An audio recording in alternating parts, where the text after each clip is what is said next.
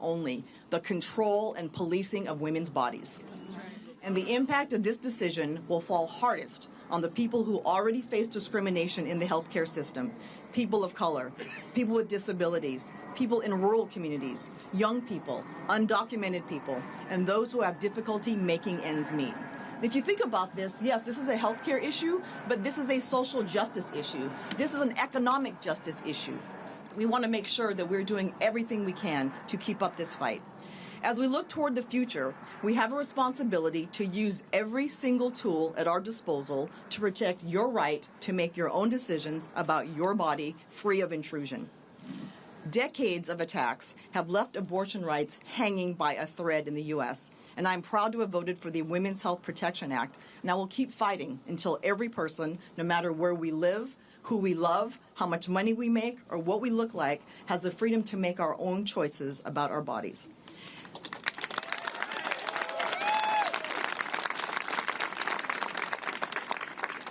And make no mistake, this is a door that is swung wide open. First, it's abortion rights. They already ruined voting rights. Loving v. Virginia, the ability to have an interracial marriage. Gay rights. Brown versus Board of Education. Sounds far-fetched, doesn't it? Have you heard of critical race theory? So as we look at the different rights that are in jeopardy right now, understand that we will always stand tall for reproductive rights so that everyone has a choice over their body. It's so incredibly important. But this is where elections matter. As Tina Pawlowski often says, don't agonize, organize. We need to show up, we need to get our friends to vote, and we need to make sure that we have, in the U.S. House of Representatives and in the U.S. Senate, people who understand how important this sacred right is. If we do not do this, every promise that we have as a country, to have a country that is here for everyone, that's inclusive, is going to be in jeopardy. So thank you for the chance to be here today, and now I'm proud to introduce my friend, King County Executive Dow Constantine.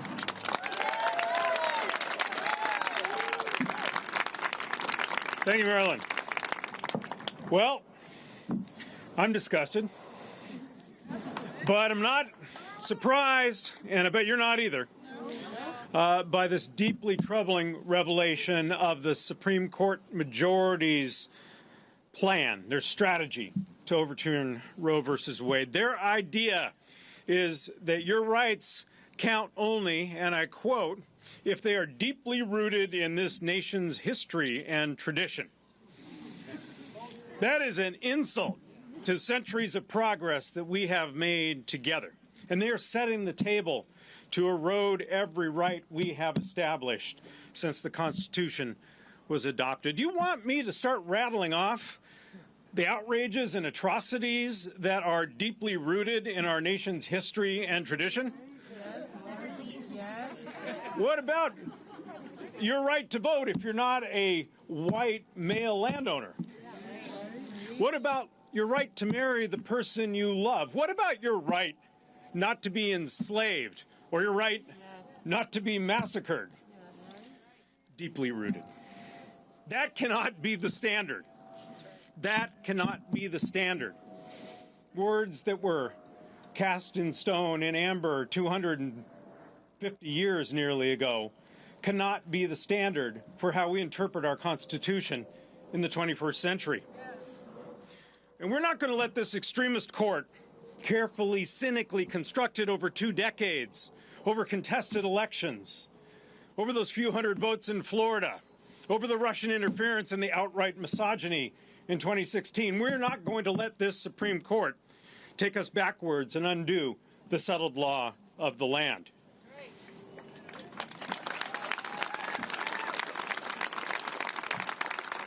I mean, as was mentioned, these justices, this majority, the person who authored this leaked opinion, they were appointed by presidents who did not receive a majority of the popular vote, one of whom actually tried to lead a coup against the government of the United States. Now, just as we here in King County let science lead our response to COVID, my administration will continue to center public health in our approach to reproductive care.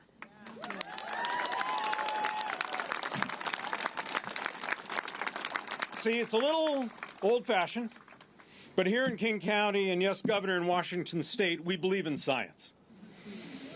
And we believe that evidence-based sex education helps prevent unintended pregnancies and sexual violence.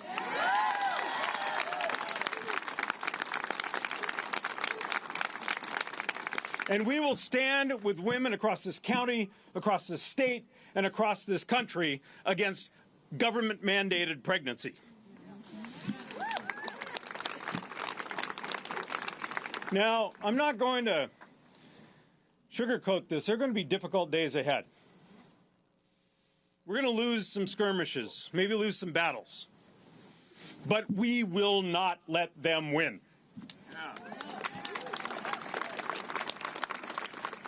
The right of Americans to control their own bodies. That is what we are fighting for, and more than that.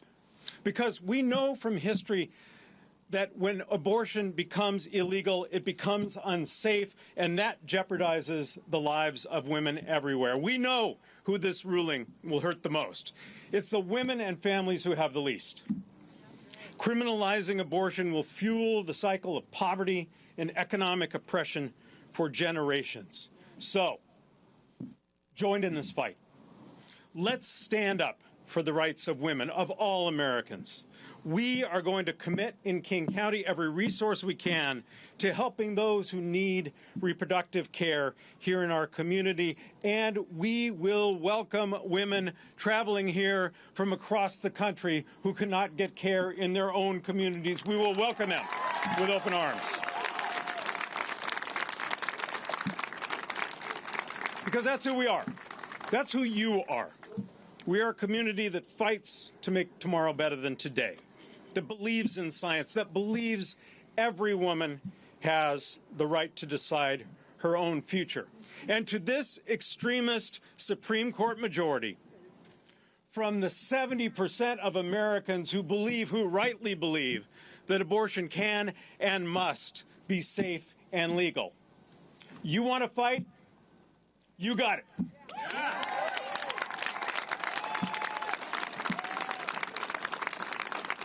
And now it is my honor to introduce to you three women who fight for us in the state legislature every single day. Three powerful legislators, Speaker Lori Jenkins, Representative Milin Tai, and Senator Rebecca Saldana.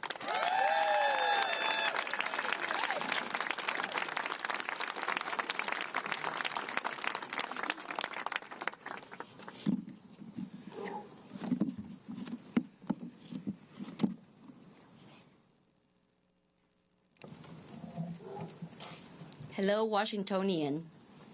Hello. Hello. Wherever you are, whether you're here with us in community, or you couldn't make it here with us physically, Washingtonian, I want you to know that your state legislator, your state representative, your state senator hear you, and we are with you.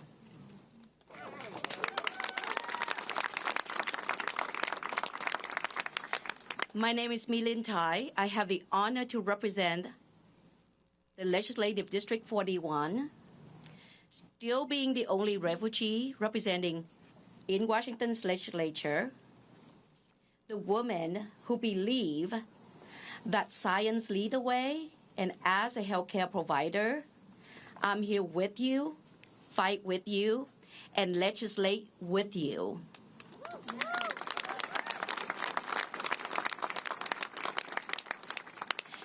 If we want to build us, we start with us.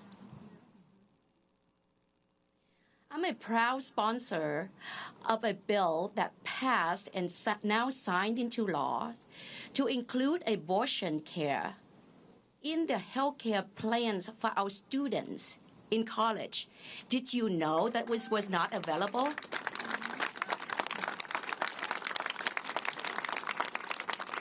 I'm a proud prime sponsor for the bill that affirmed Washington Abortion Access Act that just passed this last session so that more of us who need the care, have the care available.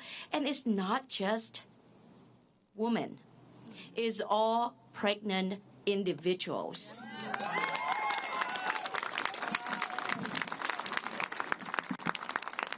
Why? Because that's who we are. We care for one another. We love one another. Regardless. That's who we are. And as a refugee coming from Vietnam, making this place my second home, that is my belief. My belief, the United States of America is a refuge for those who believe in freedom, liberty, and the pursuit of happiness. And so I'm here with you and make that commitment to always be with you. Thank you.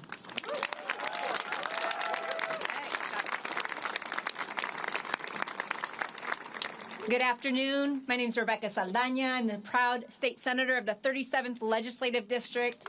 And I'm honored to be with all of you here today. Handmaid's Tale is a book I read as a college student. It's not a reality I want to live in or one that I want for my children or for your children. And that is why we're standing up to speak out, and that is why I felt compelled to go to the state legislature in 2016 when I saw what was happening at the federal level and also across our country and state legislatures where the legislature was not representing the people, the global majorities, the majority population, which tends to be women. And it was not reflecting what democracy needed to be. When I got into the state Senate in 2017, we were in the minority. And so while we had good policy on the books, we weren't able to make advancements. And it wasn't until we doubled the women of color in our state Senate in 2017 that then State Senator Hobbs' legislation for updating and modernizing and protecting reproductive justice was able to get passed and sent to Governor Inslee's desk to get signed.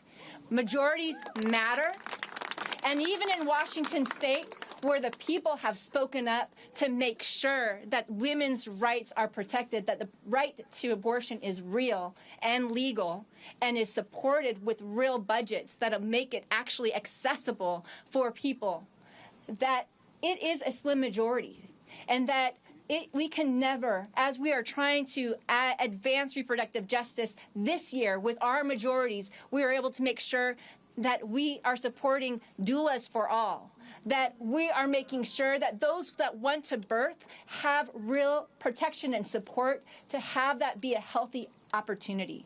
And that once you're in this world, that you have an opportunity and a pathway to live out your dreams and have access to college and not have it burden you with debt.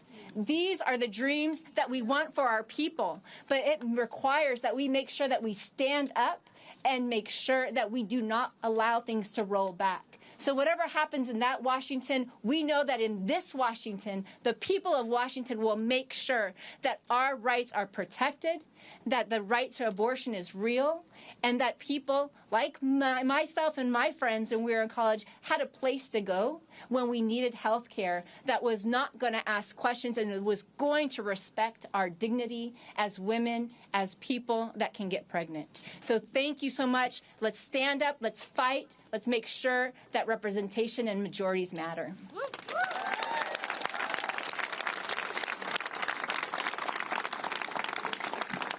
Thank you. My name is Lori Jenkins, Speaker of the House of Representatives. I am honored to be here today. How about this? Yep. I am honored to be here and to have so many legislators here today and so many elected officials. But one of the things I want to start out with is please raise your hand if you are registered to vote. Yeah. I want to start off with a thank you. A little bit over 30 years ago when my friend Jan Bianchi and a small group of women sat down together and they said, Roe v. Wade will always be in jeopardy in that Washington unless we put it into law in this Washington. They wrote Initiative 120. They knew we had to have it in statute, and it is because of them and because of voters like every single one of you that Washington, time and time again, has protected and expanded a woman's right over her own body. Thank you. Thank you. Thank you for doing that. Washington is an incredibly solidly pro-choice state. But here's one of the things.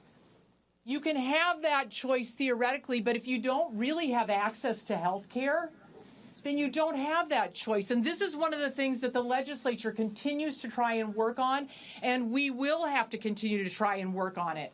Well over 50% of the geography of Washington state, women actually don't have access to abortion services in their local community. The bill that Representative Tai talked about that we passed this year, that was about making sure that we have health care providers everywhere in this state, and that every health care provider who is trained to provide those services can provide those services, so that we expand access to every woman in Washington, but also to the literally thousands of women who are going to flee to this state who need these services. I can tell you that the minute that decision comes down, the women of Idaho have lost everything in terms of their right to choose, right? And there are women all over this country who are going to lose that. And we, as we have been for so long in this state, will be a beacon of light and of help and of hope and of action for the women of this country.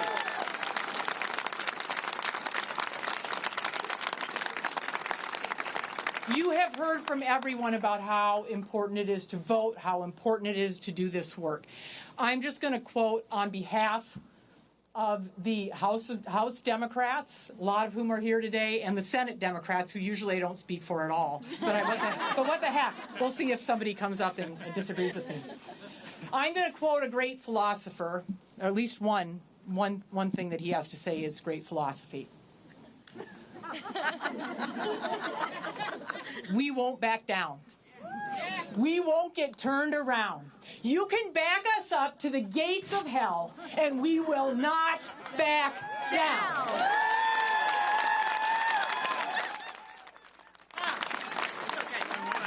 And now, my friend, for longer than we'd like to admit, because we both look very young, I know, for many, many years, Planned Parenthood Votes Washington CEO, Jennifer Allen.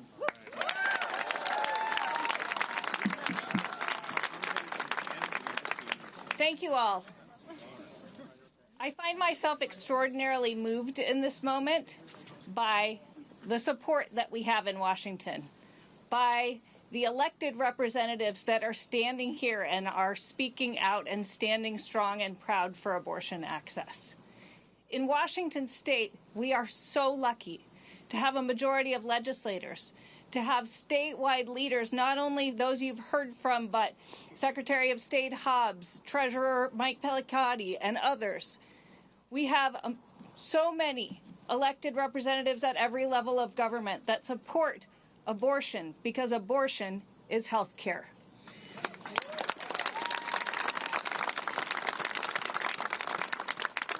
In that spirit, I'd like to ask all of the elected representatives who are here today, who are standing strong for abortion, to hold up, raise your hands. Let us see how many folks we have standing here today.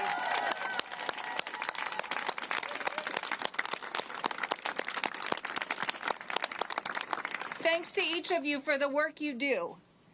And thanks, too, to the healthcare providers who are here today. If you are a healthcare provider and you are here standing strong for abortion, raise your hand. Let us applaud you.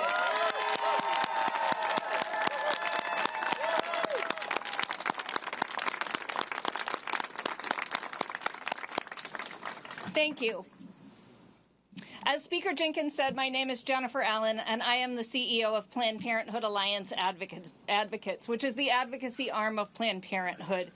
And we work in 6 states, but I couldn't be prouder than to live here in Washington. We're at a crisis moment. There's no denying it. If this opinion portends the future, it portends a future that is dark and dangerous for women and people who can get pregnant everywhere. It portends a future where over 36 million people in 26 states have no access to abortion. It portends a future where those people, some of them can travel to states that already have inadequate safety nets. It portends a future where many of them can't travel, where many of them are in danger. It portends the past. It portends a past we do not want to return to. And we know who will be most impacted. It's been said already today numerous times. It's the people who already have the least access to health care. It's the people who already have the worst health care outcomes who will be the most affected. It's people of color. It's low-income people. It's people in rural areas. It's LGBTQ people. It's people with disabilities. It is people who are the farthest from access to health care, whose access will be targeted by the bans that will go into effect if this is the Supreme Court's decision. In Washington, we don't accept that fate. We have stood strong over and over and over again to stand for abortion access. But that depends on elected leaders like the ones who are here today. And that depends on people who vote. I want to be clear, abortion is still legal. These are confusing times. Abortion has been chipped away. States have introduced bans. Members of Congress say all sorts of things. Not us. Not the ones that are here today. Members of Congress who would like for people to question whether there is still access to abortion. Members of Congress who seek to take away people's right to control their own bodies. It's a confusing time, so I say again, abortion is legal. Abortion is available. People can still get abortions. We will stand in Washington for that right from now, for as long as everyone who votes and stands up for that right continues to show up. We stand right now in Washington on the shoulders of generations. Speaker Jenkins mentioned the people who put together Initiative 120. And before that, Governor Inslee mentioned that we were the first state in the nation to enact access to abortion by a vote of the people in 1970. We stand on the shoulders of those people, but the generations ahead stand on our shoulders. So it's not time to feel despairing. It's not time to sit down. It's time to speak out. It's time to fight. It's time to mobilize. We have wonderful leaders who are here to support us, and we have to support them, and we have to support the generations ahead, and we have to show up to keep abortion safe and legal now and always.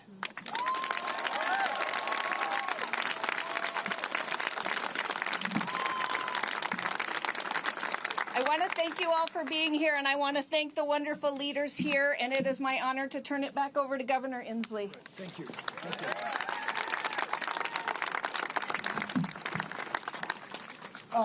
Just an amendment.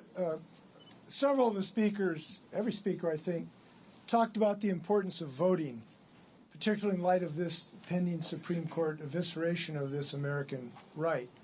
I do want to note, we are not advocating to vote for any particular person or party.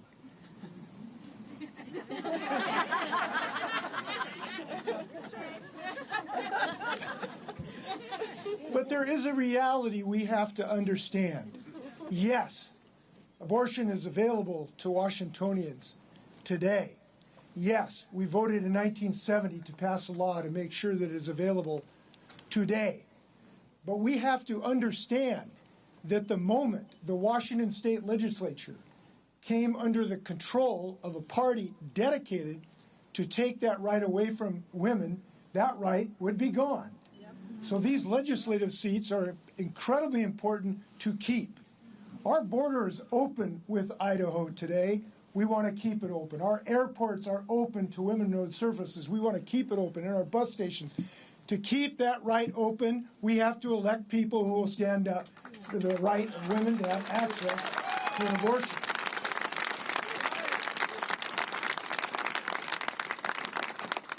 Now, before I close, there's a person I wanted to come up here. There's a person over here in a pink hat. There's 2 points on it. Could you come up here just for a minute, please? Come on up here in this pink hat here.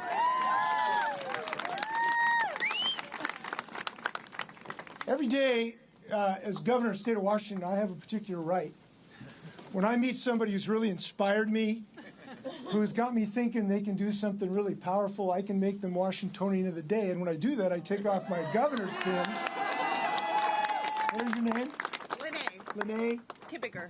Lene Kibbiger has inspired me because I know she's going to go back and she's going to find out every young person who could spend their day on the couch in November. Instead, she's going to get them to vote. Today's Washingtonian of the day. Lene.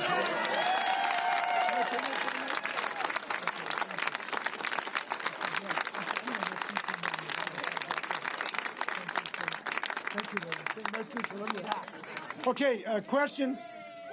All of the speakers will be happy to take your questions. If you want to direct them to anyone, go ahead. Questions?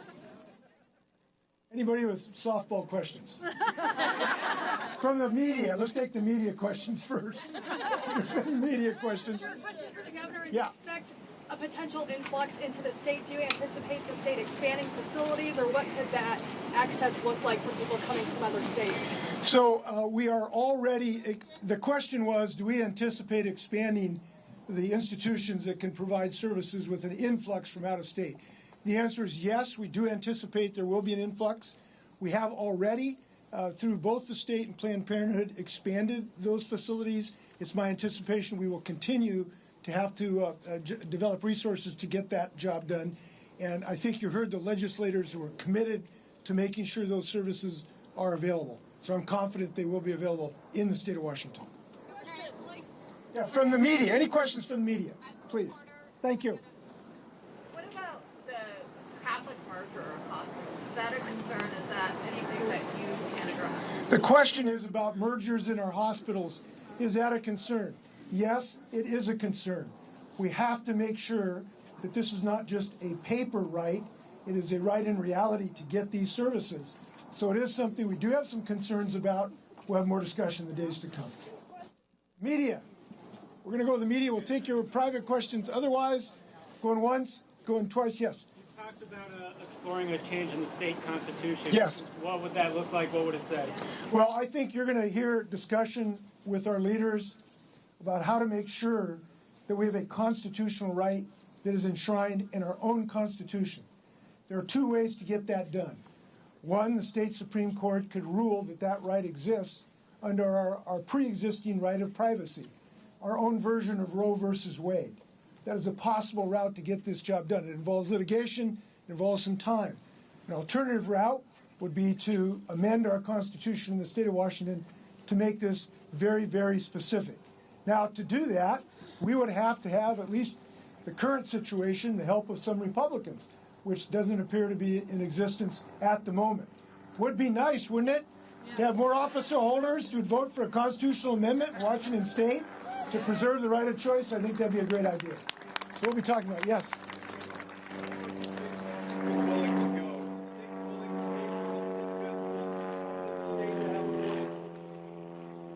The question was about providing support for women who are Americans outside the state to get services.